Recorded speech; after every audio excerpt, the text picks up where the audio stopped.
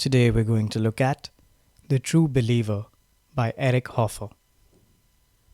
What's in it for you? Discover how mass movements are formed and why some lead to lasting change, while others only lead to chaos and destruction. The 20th century, for better or worse, saw its share of mass movements. Millions of people put on boots and uniforms and marched to the drum of communism, Nazism, Stalinism, and other doctrines claiming they knew the way to a better future. Although each mass movement is based on different ideas and doctrines, they all have a lot in common. A strong belief that a better future is possible, a strong leader that can channel the discontent of the masses, a clear common enemy. These are the cornerstones of any mass movement. However, there are important differences too. Some mass movements truly change the world in a positive way. Others lead to chaos and destruction. So what's the difference between them? The following minutes will show you. In the following minutes, we'll also learn why all mass movements need a strong leader, why mass movements are like plants, and why the revolutions in France and America were so successful. Idea number 1. Mass movements are spurred on by a belief in change and the hope for something better. If you had a job you loved with flexible hours and a good salary, would you go looking for another one? Probably not. But what if your job was so bad that you dreaded waking up in the morning?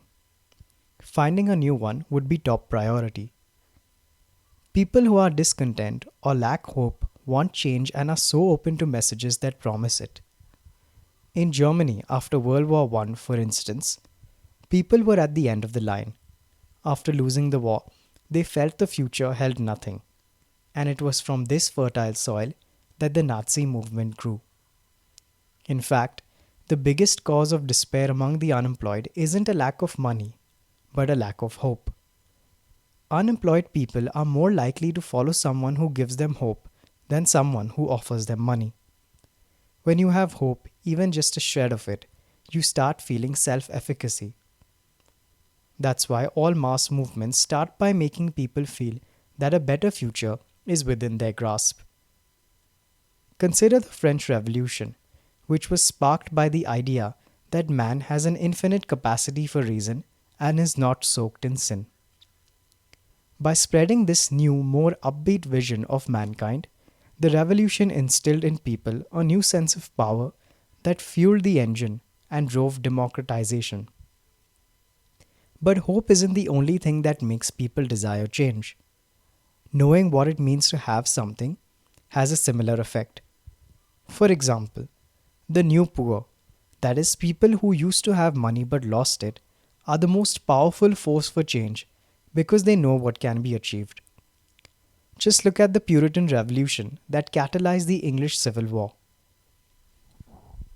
It was started by people who'd recently been driven from their property so that landlords could turn the fields into grazing land. People who've lost something will fight to get it back. Idea number 2. Strong mass movements build unity by replacing individuality with a commitment to something greater. Have you ever considered what makes a mass of people, participants in a demonstration, for instance, so powerful? It's certainly not a result of each person's individuality, of each personal decision and doubt. It's because these people act collectively. Accordingly, mass movements are strongest when many people function together, forming a single unit. Why? Because members of a group feel empowered and supported by other members. For example, those incarcerated in Nazi concentration camps were much more likely to survive if they were affiliated with some kind of group. Group members do better because they look out for each other when they fall ill or need other forms of support. But how do groups work? They eliminate individuality and form a united whole. Consider how the army strips away individuality, assigning uniforms and regulation haircuts. A change of outfit isn't enough to eliminate the sense of self that prevents group unity. To do that, members need something bigger to identify with. For example, nationalist movements form by telling citizens that they're not merely people, they're German, or French, or Italian. Hitler did this in Nazi Germany by dressing up 80 million people to play parts in a larger than life opera, a performance in which the German people themselves played the part of the heroes. Such spectacles, performed in Nuremberg during the heyday of National Socialism, were filmed and later screened in cinemas. But Hitler wasn't the only one to use these tactics. Communist countries continue to put on similar spectacles, intended to display the greatness of communism and their nations. Whether it's Nazi Germany or the Communist Soviet Union, the fanaticism of all mass movements offers a way for people to be a part of something greater than themselves. The ramifications, however, can be disturbing. Belief in a doctrine can drastically affect an individual's rationality. For instance, many years after World War II, Japanese refugees in Brazil maintained that the Japanese Empire had never fallen. The true believer, no matter how violently he acts, is basically an obedient and submissive person. End quote. Idea number 3. A mass movement needs a strong leader capable of channeling the hatred of many towards a common enemy. Have you ever been to a football game and when booing the opposing team felt totally united with the crowd of like-minded fans, each of whom is like you, following every move of your team's star player? Well, something similar plays out in mass movements. Having a common enemy to unite against is a crucial part of mass movements.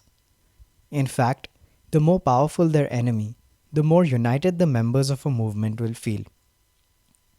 Consider the Nazis. Rallying their followers against the Jews, who they perceived as wealthy and influential, was crucial to their success. This was well understood by both Nazis and others. In 1932, for example, a Japanese research group came to Berlin to study the Nazis. When asked their opinion, one researcher responded, "It is magnificent. I wish we could have something similar in Japan, but we don't have any Jews." In fact, Hitler himself once said, "It is impossible to exaggerate the formidable quality of the Jew as an enemy."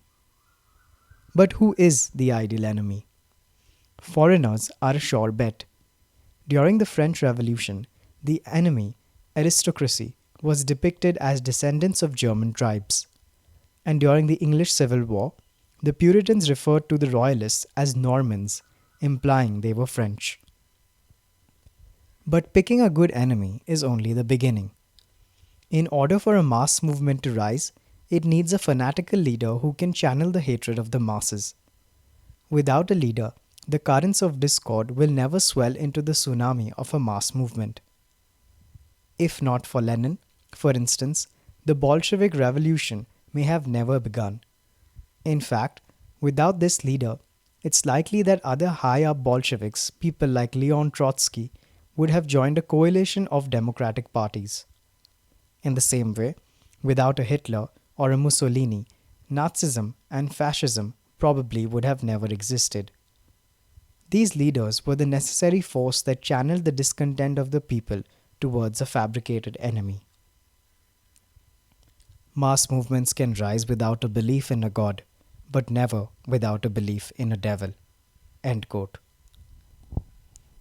Idea number 4. Mass movements need people who can put their goals into words and leaders who can act on them. To build an IKEA shelf, you of course need all the necessary materials. You also need a manual that tells you how to put them together. The same is true for mass movements. In order to start one, someone needs to put its goals and doctrines into language. The best people for this task tend to be men of words, people like philosophers and scholars who are trusted for their knowledge. For instance, the French Enlightenment philosophers Voltaire and Rousseau set the ideological foundation for the unborn French Revolution. Even Jesus Christ was a man of words, and his teachings began one of the history's largest mass movements, Christianity. But it takes more than the right words to spur a mass movement. Successful doctrines are usually written by men capable of channeling the frustration of the masses. During the Napoleonic Wars, for example, Prussian losses inspired German philosopher Johann Gottlieb Fichte to call on his countrymen to join together and form one massive nation state.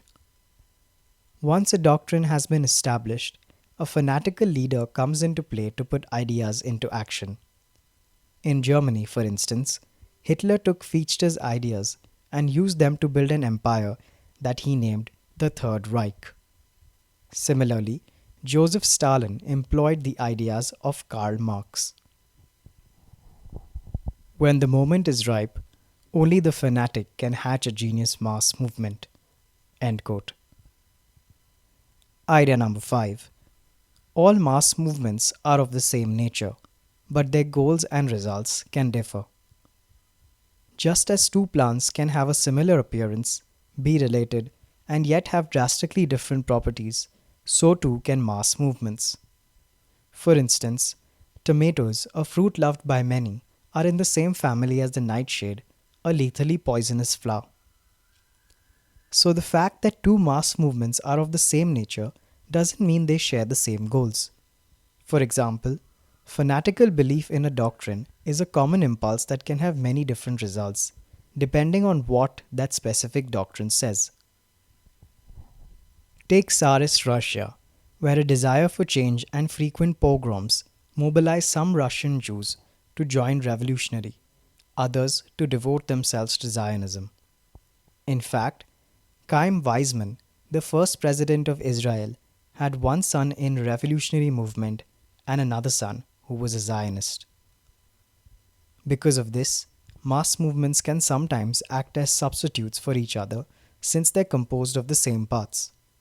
For example, before World War II, Italian businessmen promoted fascism, fearing that communism would cost them business. But in reality, fascism was very similar to communism and had the same effect. Another fact about mass movements: the shorter one tend to result in better outcomes. That's because when a mass movement is active, people are preoccupied by it. This causes people to forget about everything else and focus on the movement, meaning nothing else gets accomplished. For example, both the French and the American revolutions, which had fairly clear goals, changed things in a short span of time. The result is that we remember them as the first modern democracies.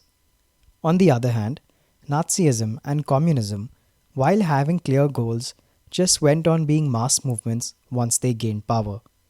This resulted in stalled creativity and development, which ultimately led to their demise. Final summary. The key message in this book is: whether right-wing or left, political or religious, all mass movements share the same characteristics. Under the right circumstances, it's possible for any one of us to get hypnotized by group mentality and become a true believer. This is the end. Thank you.